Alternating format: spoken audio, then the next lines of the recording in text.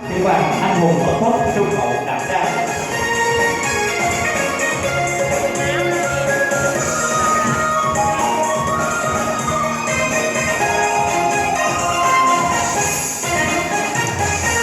Tâm hồn vì gì còn lắm lòng vì ta, như những người mẹ người vợ người con gái quê ta. Chúng tôi vì ta yêu những người trẻ thơ, yêu đất nước quê hương, yêu thương đến vô bờ.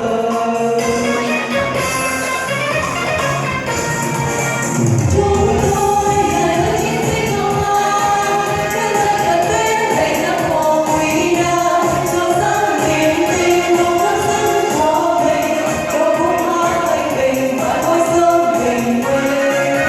Chúng tôi mình sẽ chiến thắng vẻ vang, anh hùng bất khuất trung hậu đảm đang, như những bông hoa lặng lẽ đỏ hương, để người gọi không lý và tình thương.